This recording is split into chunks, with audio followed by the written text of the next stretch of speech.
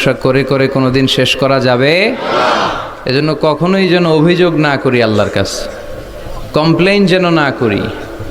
Instead of complaining we should praise more and more, বেশি বেশি প্রশংসা করতে হবে, অভিযোগ করা যাবে না। অনেকের অনেক দুঃখ, অভিযোগ, যে আল্লাহ আমার এটা দিল না, ওইটা দিল না, আমার পাশে সে বড় হয়ে গেল, ও চাকরি পেয়ে গেল, ও ব্যবসায় উন্নতি করলো, ও ভিসা পাইলো, আমি পাইলাম না।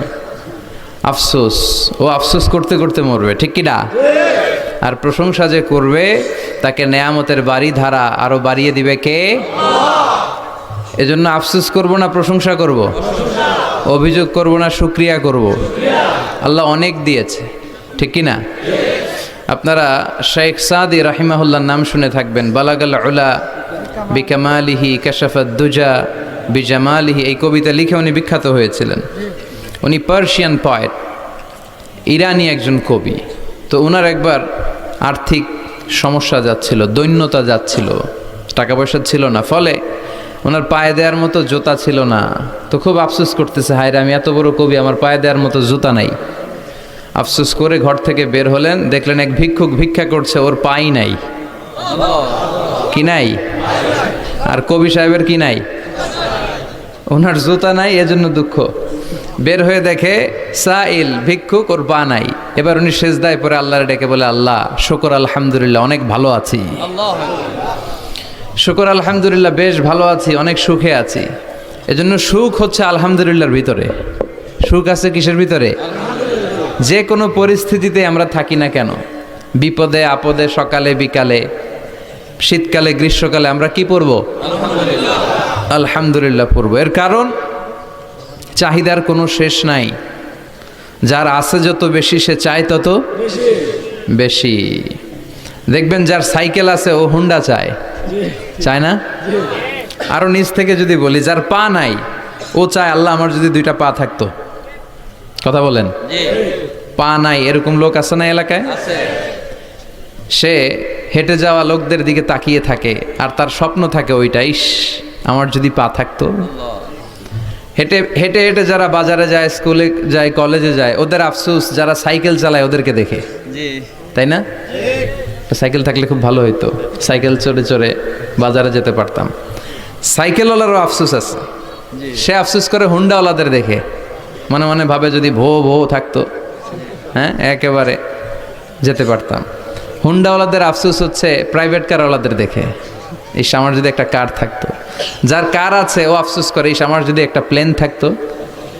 যার প্লেন আছে ও বলে, ইস আমার যদি একটা কপ্টার থাকতো, if I had a copter, আমার যদি একটা হেলিকপ্টার থাকতো, উড়াল মারতাম। কথা বলেন? তাহলে এই চাহিদার, ডিমান্ডের, হিউম্যান ডিমান্ডসের কোনো শেষ আছে? যে এলাকার ছোট্ট মেম্বার, ওই মেম্বার ভাই চায় কি করে চেয়ারম্যান হওয়া যায়। কথা বলেন? যিনি চেয়ারম্যান হয়ে গেলেন উনি এবার ভাবে কি করে MP, member of the parliament হওয়া যায়, তাই না? আচ্ছা, এমপি যিনি হয়ে গেলেন উনি আরেকটু উপরে যেতে চায়, ভাবে যদি একটু একটু যদি যাইতে পারি, একটা মন্ত্রণালয় যদি পাইতাম, হ্যাঁ মিনিস্ট্রি যদি একটা পেতাম, কতই না ভালো হতো। তো মন্ত্রী যিনি হইল উনি, ওনার অনেক শখ, ইস আর একটা জায়গা বাকি, হ্যাঁ কি নাম ওইটার? PM, prime minister. কিন্তু এই দেশে অসম্ভব। কথা বলেন? এই দেশে প্রাইম মিনিস্টার হওয়া যাবে? এক দুজন এদের মধ্যে ধাক্কাধাক্কি, এবং ওনাদেরকে মেনে নিতে হবে। আপনি বাঁচেন আর মরেন, ওনারাই প্রাইম মিনিস্টার। কথা বলেন? তাহলে এই কথাগুলো বলার উদ্দেশ্য হচ্ছে হিউম্যান ডিমান্ডসের কোনো শেষ নাই, আনলিমিটেড হিউম্যান ডিমান্ডস। এজন্য বিশ্বনবী বললেন, লাউ আন্না লিকুল্লি ইবনি আদামা ওয়াদিয়ান মিন যাহাব আহাব্বা আইয়াকুনা লাহু ওয়াদিয়ান ওয়া লা ইয়ামলা আফাহু ইল্লা তুরাব। আল্লাহ বলেন, এই বনি আদমের প্রত্যেককে যদি একটা করে স্বর্ণের পাহাড়ের মালিক বানিয়ে দেয়া হয়। কিসের পাহাড় দেখছেন জীবনে? আচ্ছা, স্বর্ণের পাহাড়ের যদি মালিক বানিয়ে দেয়া হয়, আহাব্বা আইয়াকুনা লাহু ওয়াদিয়ান, একটা করে স্বর্ণের পাহাড়ের মালিক বানিয়ে দিলেও সে চাইবে কিভাবে আরো একটা স্বর্ণের পাহাড়ের মালিক হওয়া যায়। আচ্ছা, একটু বুঝে শুনে উত্তর করবেন। একটা স্বর্ণের পাহাড়ের মালিক যদি আমি হই, শুধু আমি কেন, আমার 14 পুরুষ এটারে বিক্রি করে খেলেও কি শেষ করতে পারবো? তো আমার আরেকটা লাগবে কেন? আরেকটা দিয়ে আমি কি করব? স্বভাব। বিষ্ণুই বললেন সবশেষে হাদিসের শেষাংশে বললেন, ওয়ালাইয়ামলা আফাহু ইল্লা তুরাব, কবরের মাটি ছাড়া কোনো কিছুই মানুষের এই জিহ্বাটারে থামাতে পারবে না। চিৎকার করে বলেন ঠিক কিনা?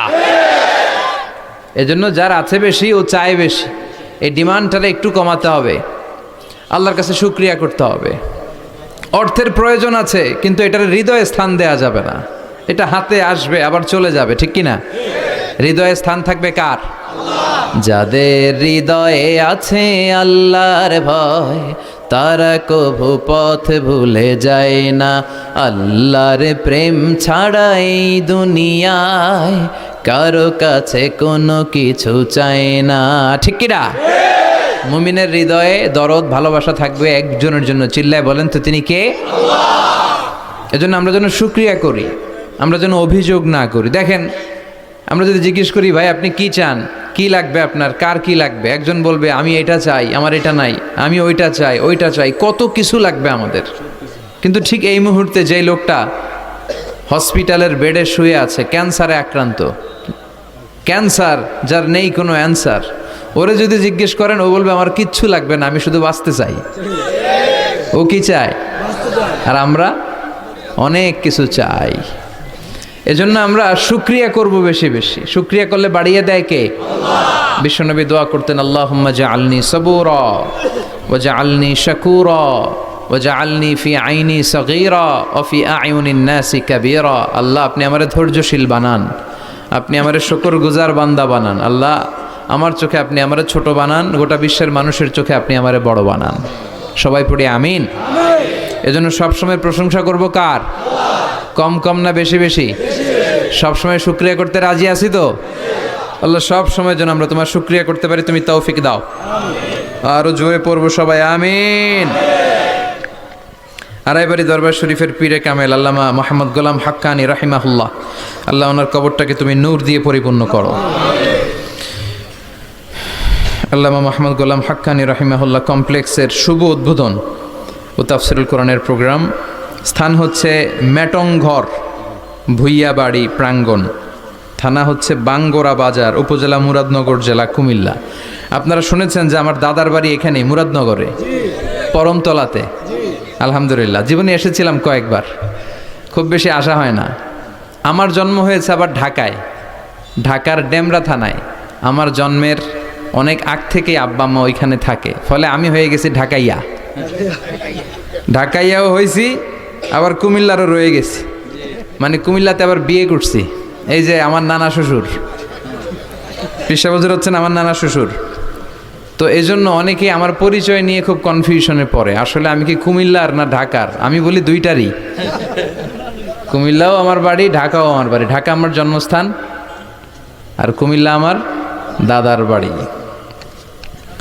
আজকের এই প্রোগ্রামের সভাপতি হচ্ছেন আল্লামা মোহাম্মদ গোলাম সরোয়ার সাঈদী পীর সাহেব আড়াইবাড়ি দরবার শরীফ ও অধ্যক্ষ আড়াইবাড়ি ইসলামিয়া সাঈদিয়া কামিল মাদ্রাসা। আমার মাথার তাজ, মুহতারামি ওয়া মুকাররমি, আমার প্রিয় নানা ভাই চমৎকার কথা বলছিলেন, খুব গুছিয়ে কথা বলেন, অল্প কথা বলেন, বেশি বলেন না, কিন্তু যেখানে বলা দরকার ওইটাই বলেন, যা বলা দরকার তাই বলেন, ঠিক কিনা?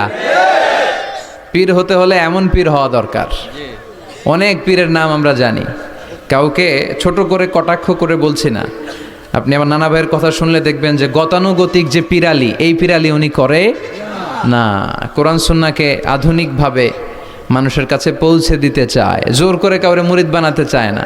ওনার কাছে মুরিদ হতে আসলেও উনি বানাইতে চায় না, আগে অন টেস্ট করে, পরীক্ষায় রাখে যে আপনি এই বাজে অভ্যাসগুলো ছাড়তে পারবেন কিনা, এগুলো করতে পারবেন কিনা। এবং নানা ভাই মনে করে ওনার হাতে হাত রেখে কেউ বায়াত হওয়া মানে ওনার রেসপন্সিবিলিটি অনেক বেড়ে গেল। উনি এই রেসপন্সিবিলিটি থেকে মুক্তি চায়, উনি বানাতে চায় না। তো এইরকম পীর থাকার দরকার আছে না নাই? যিনি আল্লাহর ভয়ে সব সময় তটস্থ থাকে। আল্লাহ তুমি আমার নানা ভাইকে ইসলামের জন্য কবুল করো, কোরআনের জন্য কবুল করো, নেক হায়াত দারাজ করো।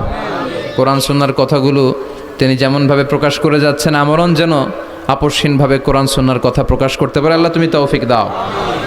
আল্লাহর কাছে কামনা করছি যে অল্প কিছু সময় আমরা কথা শুনবো, সরাসরি কোরআন থেকে শুনবো, পড়ি ইনশাআল্লাহ। কোরআন থেকে কথা শোনার সবচেয়ে বড় একটা ফজিলত হচ্ছে এই কথার মধ্যে কোনো গোজামিল নাই, কোনো ভুল নাই, কোনো সন্দেহ নাই। চিল্লায় বলেন ঠিক কিনা? এবং কেউ কি এই কোরআনের ব্যাপারে কোনো সন্দেহ, কোনো ভুল, কোনো ইনকনসিস্টেন্সি প্রমাণ দিতে পেরেছে? পারে নাই, পারবেও না। This is the book whereof there is no doubt, no suspicion in it, and a guidance to those who are muttaqin. আল্লাহ বললেন যালিকাল কিতাব লা রাইবা ফি হুদাল লিল মুত্তাকিন। এটা এমন বই যে বইয়ে কোনো ভুল নাই, কোনো সন্দেহ নাই, এবং মুত্তাকিনদের জন্য হেদায়েতের গাইড বুক করে এই বইটারে পাঠালো কে? আল্লাহ। এজন্য এই বইটা আমরা বুক সেলফের একেবারে উপরের তাকে রাখবো, যাতে ধুলা বালি আর মাকড়সার বাসা এটা ময়লা হয়ে থাকে। হ্যাঁ, কোথায় রাখবেন? একেবারে হাতের কাছে রাখবো, হাতের কাছে রাখবো। পৃথিবীর সবচাইতে নন্দিত এই কিতাবটা আজকে সবচাইতে বেশি নিগৃহীত, উপেক্ষিত। বুক সেলফে রাখে, তাও একেবারে উপরের তাকে, কারণ বছরে 1-2 বার কামে লাগে। কেউ মরলে, কথা বলেন, মারা গেছে, এখন সামনে বসে বসে কোরআন তেলাওয়াত করতে হবে। কোরআন এসেছে জীবিত মানুষদের জন্য। কোরআন নিজেও জীবিত কিতাব, আলোকিত করেও জীবিতদেরকে। চিল্লায় বলেন ঠিক কিনা? কিতাবুন হাই, জীবিত কিতাব, ওয়াকিং এনসাইক্লোপিডিয়া, চলমান বিশ্বকোষ। যাই জিজ্ঞেস করবেন তথ্যের সম্ভার, তথ্য উপাত্ত আর ইনফরমেশন এই কোরআনের ভেতরে আছে না নাই? মানব সমস্যার সব সমাধান আছে। এজন্য এই বইটাকে বলা হয় দ্য প্রবলেম সলভিং মেথডোলজি। এই কোরআন আপনার সব প্রবলেমকে সলভ করে দেয়। It's not a problem creating methodology. এটা জীবনের কোথাও সমস্যা বাধায় না। কোরআন কোথাও সমস্যা লাগায়? কথা বলেন, জট লাগায় নাকি জট খুলে দেয়? আলহামদুলিল্লাহ পড়েন। এজন্য কোরআনের সাথে যেন আমরা সম্পর্ক বাড়াই। We should increase the attachment with the holy book Quran. যতই সম্পর্ক বাড়াবেন আপনার মর্যাদা বাড়াবে কে? আল্লাহ। সম্মানিত ভাইরা, খেয়াল করে বুঝবেন, সাইয়েদনা জিবরিল আলাইহিস সালাম এই কোরআন নিয়ে পৃথিবীতে এসেছিল, তাই তিনি হয়েছেন শ্রেষ্ঠতম ফেরেশতা। রমাদান আল মুবারকে আল্লাহ তাআলা এই কোরআনকে নাজিল করেছে, তাই রমাদান হয়েছে শ্রেষ্ঠতম মাস। বিশ্বনবীর উপর আল্লাহ তাআলা এই কোরআন নাজিল করেছেন, তাই তিনি হয়েছেন বিশ্বনবী। আমরাও যদি এই কোরআনের সাথে সম্পর্ক লাগাই, আমাদের মর্যাদাও এরকম আকাশচুম্বী করে দিবে কে? আল্লাহ। এজন্য কোরআনের সাথে অ্যাটাচমেন্ট বাড়ানোর দরকার আছে না নাই? প্রতিদিন যেন আমরা কোরআন তেলাওয়াত করি, প্রতিদিন যেন কোরআনের বঙ্গানুবাদ পড়ি। যা বলার সব বলা হয়েছে, নতুন করে আল্লাহ কিছু বলবে না। এজন্য কোরআন থেকে নূর নিয়ে যেন আমরা নিজেদেরকে আলোকিত করি। কোরআনের একটা নাম হচ্ছে নূর। একটা নাম কি? লিতুখরিজান নাসা মিনাজ যুলুমাতি ইলান নূর।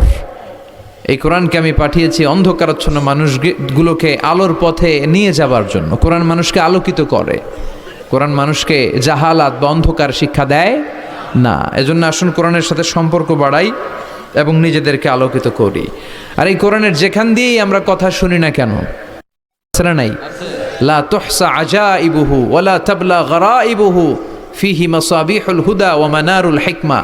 কোরআনের আশ্চর্যান্বিতার কোনো শেষ নাই, কোনো শেষ নাই। যতই পড়বেন ততই আশ্চর্য হবেন। সুবহানাল্লাহ পড়বেন না? ওয়ালা তাবলা গরাইবুহু, এটা কখনো পুরাতন হবে না, জীর্ণ শীর্ণ হবে না। সূরা ফাতিহা যারা আমরা পড়েছি লক্ষ লক্ষ বার, যাদের বয়স 50 কিংবা 60, কত লক্ষ বার সূরা ফাতিহা পড়েছি, কোনো হিসাব আছে? তারপরেও কোনোদিন কি মনে হয়েছে যে সূরা ফাতিহাটা পুরান পুরান লাগে? 60 বছর ধরে সূরা ফাতিহা দিয়ে শুরু করছি নামাজ, কালকে থেকে কুল হুয়াল্লাহ দিয়ে শুরু করবো, এরকম কেউ বলে? কোরআন পুরান লাগে? চির নতুন, এভারগ্রিন, সবুজ, চির সবুজ, চির নতুন। এটা কখনো পুরাতন হয় না। ফিহি মাসাবিহুল হুদা, কোরআনে আছে হেদায়েতের মশাল।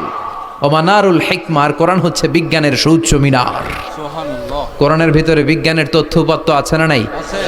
আপনি কোরআনে বর্ণিত cosmic symbols, natural phenomena, scientific ইন্ডিকেশনসগুলো যদি পড়েন আপনি অবাক হবেন, কপাল ঘষে ঘষে আল্লাহর সিজদা দিবেন, ঠিক কি না? এজন্য আসুন কোরআনের সাথে সম্পর্ক বাড়াই। প্রতিদিন কোরআন পড়ব, ধীরস্থিরভাবে পড়ব। ওয়ারাত্তিলিল কোরআনা তারতিলা। আনাস রাদিয়াল্লাহু তাআলা আনহুকে জিজ্ঞেস করা হলো, আনাস, আল্লাহ রাসূলের কাইফা কানা কিরাআতু রাসূলিল্লাহ, আল্লাহ রাসূলের কিরাত কেমন ছিল? তিনি বললেন কানাত মাদ্দান, আল্লাহ রাসূল সাল্লাল্লাহু আলাইহি ওয়াসাল্লাম টেনে টেনে তেলাওয়াত করতেন। সুবহানাল্লাহ। টেনে টেনে তেলাওয়াত করতেন। এই যে একটু আগে তেলাওয়াত হচ্ছিল সূরাতুল মুলকের, কত সুন্দর টেনে টেনে তারতিলা। আনাস রাদিয়াল্লাহু তাআলা আনহুকে জিজ্ঞেস করা হলো, আনাস, আল্লাহ রাসূলের কাইফা কানা কিরাআতু রাসূলিল্লাহ, আল্লাহ রাসূলের কিরাত কেমন ছিল? তিনি বললেন কানাত মাদ্দান, আল্লাহ রাসূল সাল্লাল্লাহু আলাইহি ওয়াসাল্লাম টেনে টেনে তেলাওয়াত করতেন, টেনে টেনে তেলাওয়াত করতেন। এই যে একটু আগে তেলাওয়াত হচ্ছিল সূরাতুল মুলকের, কত সুন্দর টেনে টেনে সে পড়েছে। এইভাবে বিষ্ণু সাল্লাল্লাহু আলাইহি ওয়াসাল্লাম টেনে টেনে পড়তেন। উম্মে সালামা রাদিয়াল্লাহু তাআলা আনহাকে জিজ্ঞেস করা হলো, কাইফা কানাত কিরাআতু রাসূলিল্লাহ ইয়া উম্মুনা, ইয়া উম্মানা, আমাদের মাতা, আমাদের প্রিয় নবীর তেলাওয়াত কেমন ছিল? উম্মে সালামা বললেন, কানা রাসূলুল্লাহ ইউকাত্তিউ বাইনা কিরাআতিহি আয়াতান আয়া, আল্লাহ রাসূল সাল্লাল্লাহু আলাইহি ওয়াসাল্লাম এক আয়াত করে থেমে থেমে কোরআন তেলাওয়াত করতেন। পড়েন সুবহানাল্লাহ।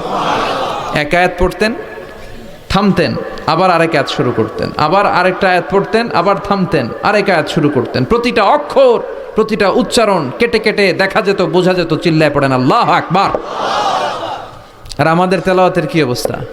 তারাবির নামাজের কি অবস্থা? আমাদের ম্যাটন ঘরের কি অবস্থা? জাপানের বুলেট ট্রেন ফেল, ঠিক কিনা?